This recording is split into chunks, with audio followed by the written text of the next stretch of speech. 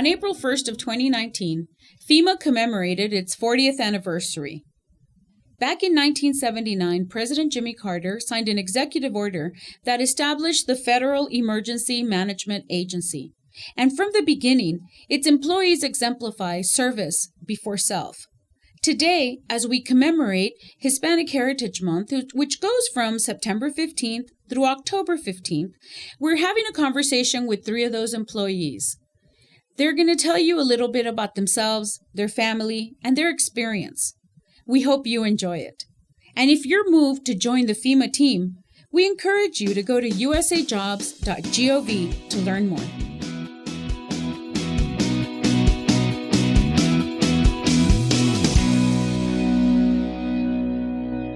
Greetings and buenos dias a todos, or buenas tardes, depending on when you're listening.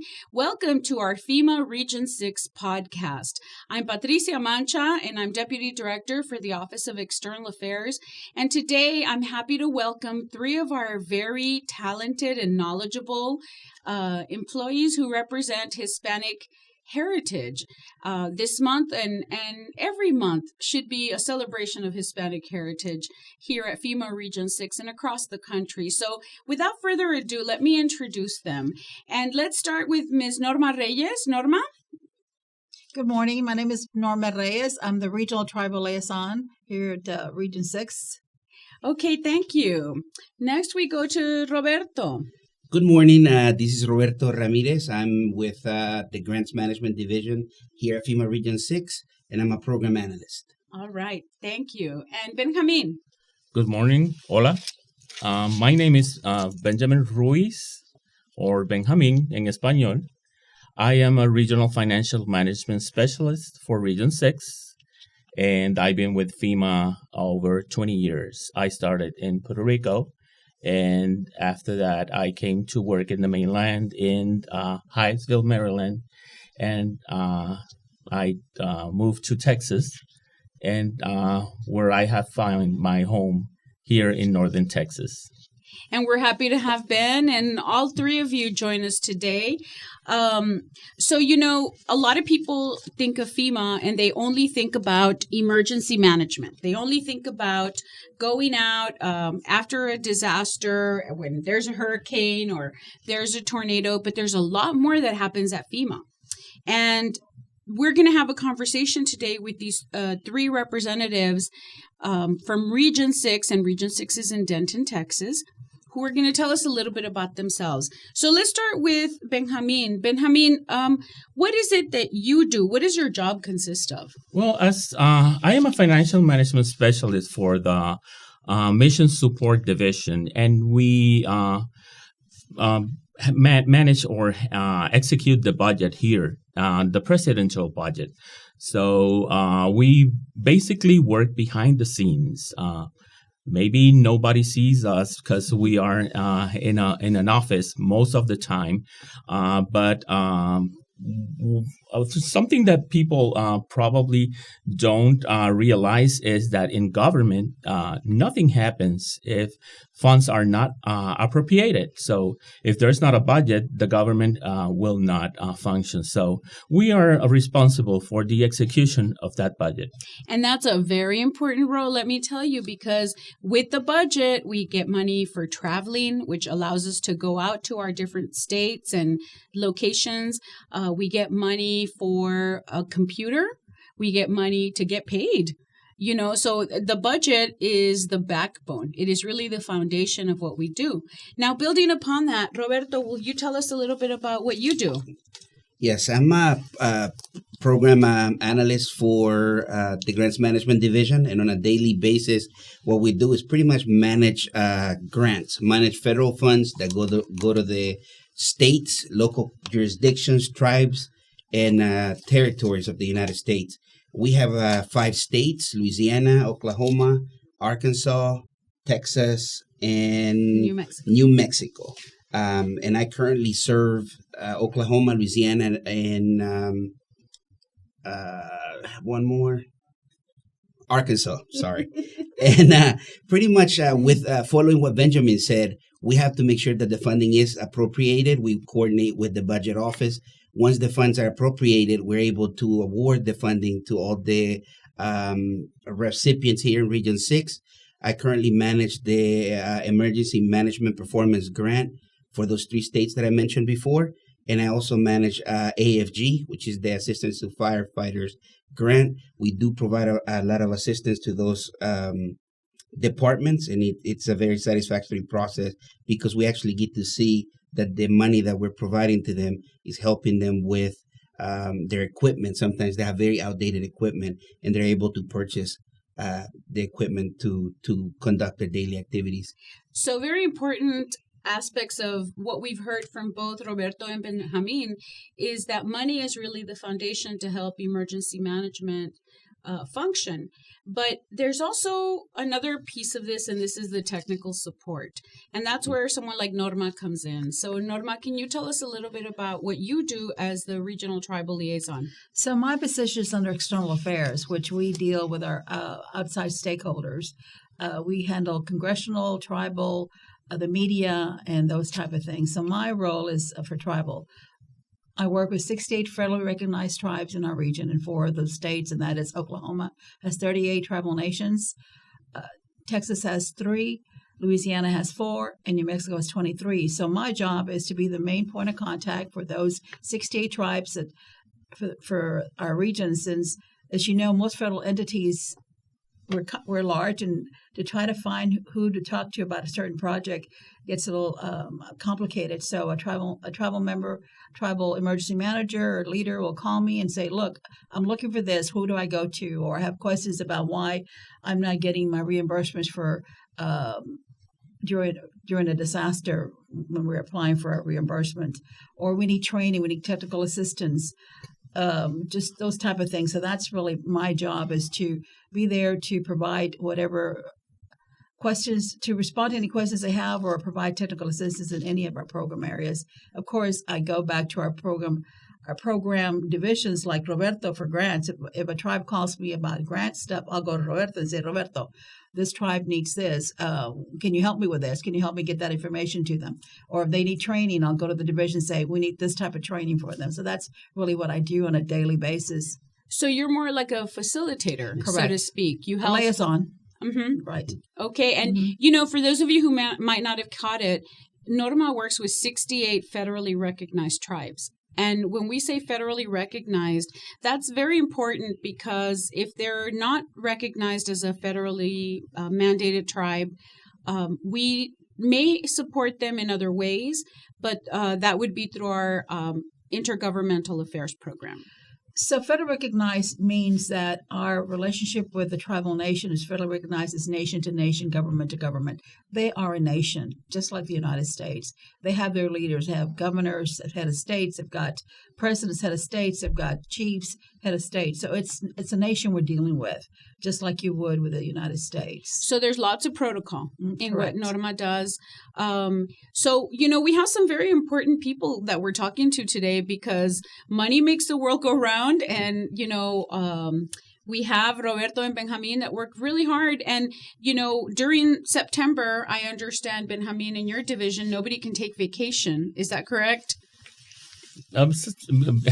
Probably, yeah. It will be difficult to be out of the office during September. September is the last month of the fiscal year. So in government, the federal government, its year runs from October the 1st to September the 30th. And most of, or a big challenge that we have in government is that not necessarily all the funds are available at the beginning of the year, so they are released by quarter.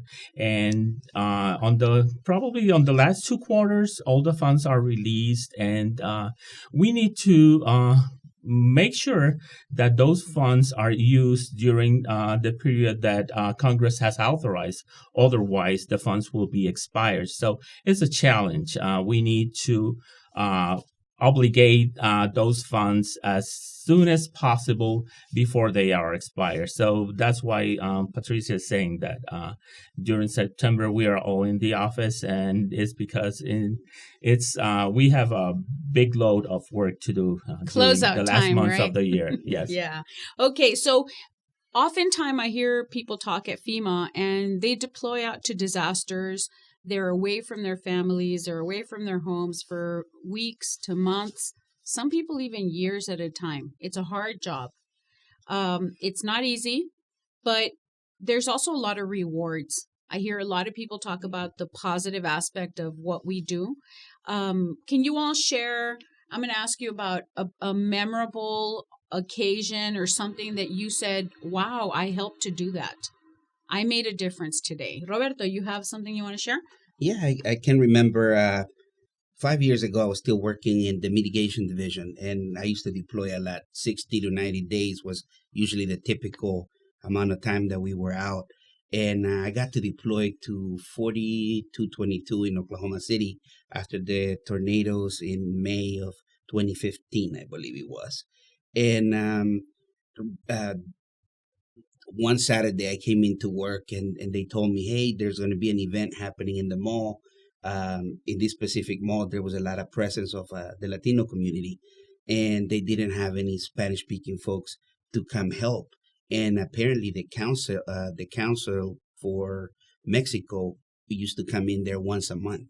So this Saturday, he was going to be there to answer questions about the disaster, to try to find resources for the Latino community in Oklahoma City. And they asked me, do you want to help? And I automatically said, of course I want to help. It's a community that I'm very close to. I associate a lot with the Latino community. So I said, fine, I'll go there and talk to them. So they set up a booth for me or table, and I had a lot of people that came and asked. They were afraid to ask questions because they automatically assume, oh, government, they don't want to ask a lot of questions. But I was able to talk to them, kind of ease their fears about talking to FEMA officials, explain to them that we were there to help, that they could apply for assistance, kind of explain the process a little bit to them, especially if they had a kid that was born in the United States, that they could still apply for some assistance. Provided information about mitigation too, which how to elevate their properties, how to make their homes safer. And it was just like a very rewarding experience because I was able to do what I do for FEMA, but do it in my native language and helping people that look similar to me that I was, rarely we do that. So I was very excited to do that, and it was very rewarding. Oh, that's a great opportunity. Yeah. So do you feel that helped you to understand your role at FEMA a little better? Yes, I think that a lot of times we take for granted the fact that we can communicate in multiple languages, right? Mm-hmm. Because here we're expected to communicate all in English. So when you have the opportunity to do it in Spanish, I mean, it was a little difficult because some of the technical terminology in Spanish, I had to go back and kind of research some of the terminology. But other than that, it was just a pleasure to be able to talk to people. People were comfortable, and there's pictures on the hallway about it because I think yes, I know we have some of those pictures here. But it was a great experience, and like I said, it was very rewarding. It made me appreciate more my heritage and how I can use it here at work.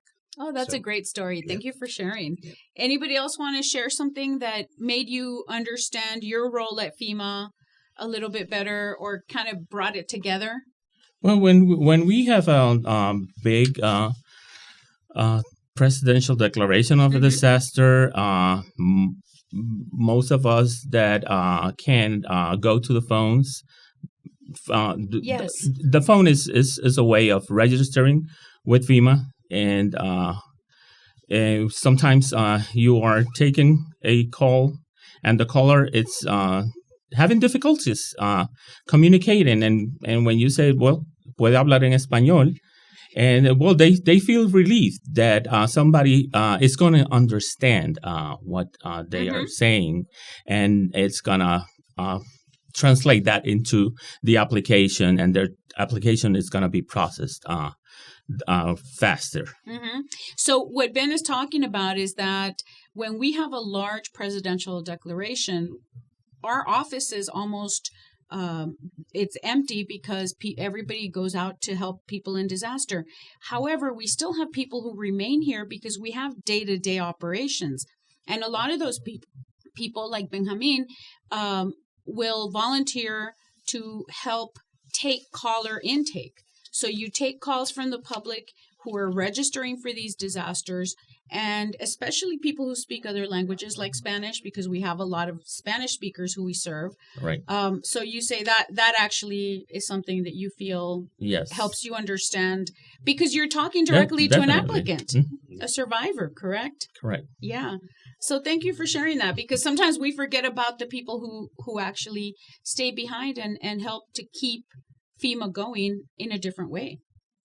The faces of FEMA that we don't often hear about, right? Yes. And Norma, would you like to share anything? Well, I started FEMA in 2007 as a reservist, and my first deployment was to the border. There was a tornado that hit Eagle Pass, and they needed Spanish speakers. They didn't have any, so there I am knocking on doors and able to assist our people get the information so they didn't feel like they were being left out. So that was definitely a great experience. But more recently, part of my job is to provide information and technical assistance to our tribal nations to be able to come direct to FEMA to request a presidential declaration.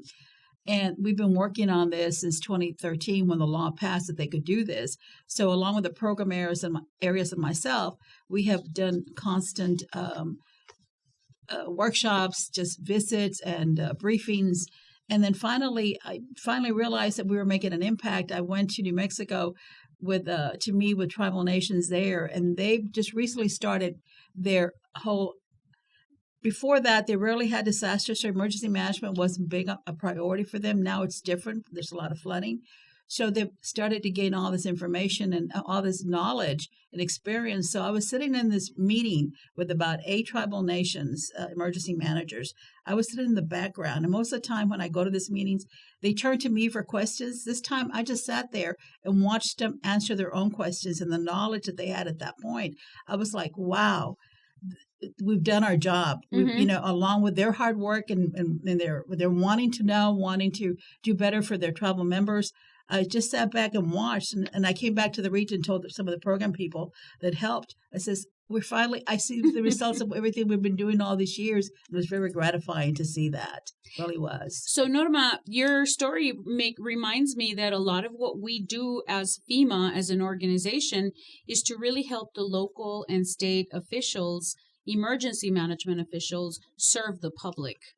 And of course, our tribal members with our nation-to-nation operations. So everything that we do is to help our partners gain information, gain knowledge, and technical experience so that they can serve their survivors, and we simply are an added support. Because FEMA is not the team, we're a part of it. Exactly. As we like to say, right? So in closing, thank you all for your time with us today. I'd like to ask each of you, just in a short way, something that most of us wouldn't know about you, something fun. Give us a fun fact about Roberto.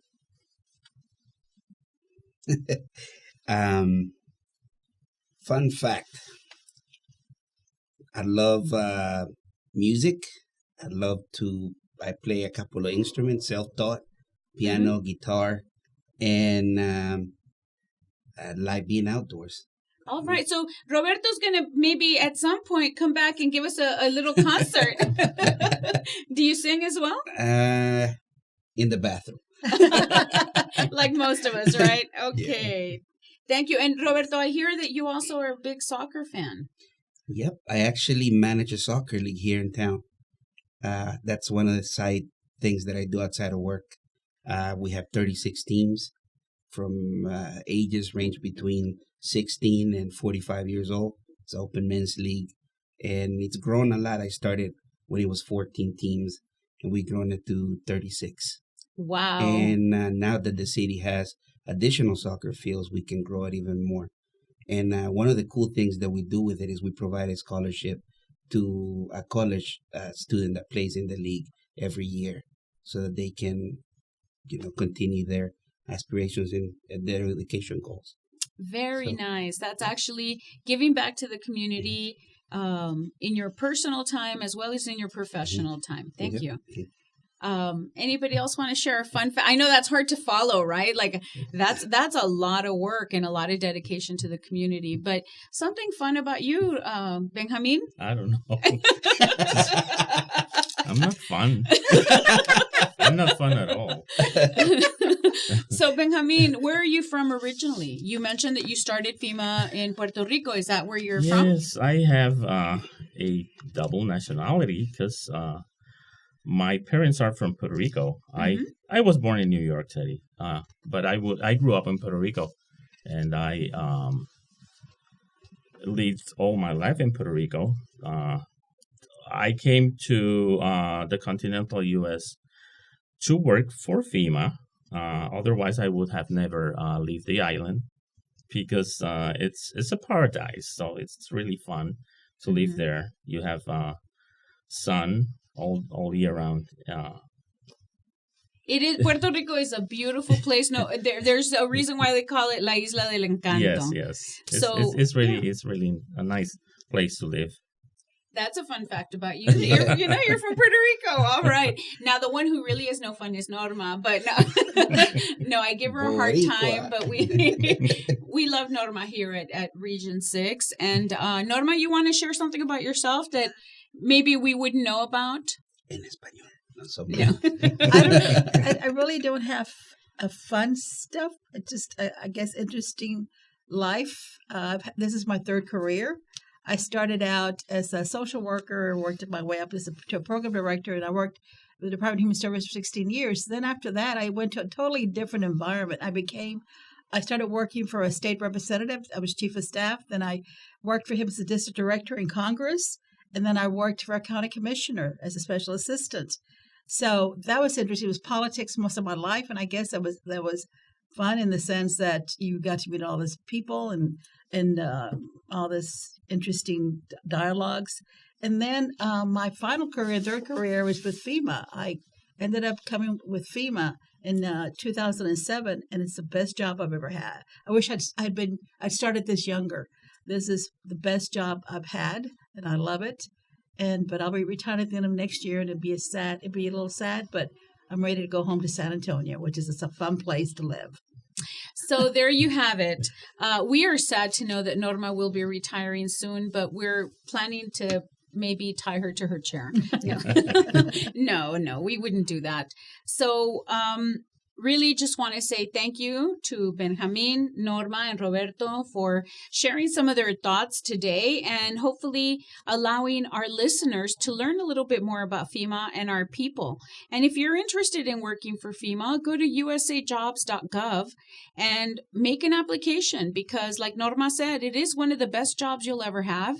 It's going to require you to work hard and sometimes be away from your family, but it's also going to help you to help. It's going to make you understand yourself, and it's going to make you understand your world, and it's going to allow you the opportunity to be there and support someone sometimes on the worst day of their life and make a difference. So if you want to make a difference, look at FEMA as a career option. And thank you all, and Viva los Estados Unidos on this Hispanic Heritage Month.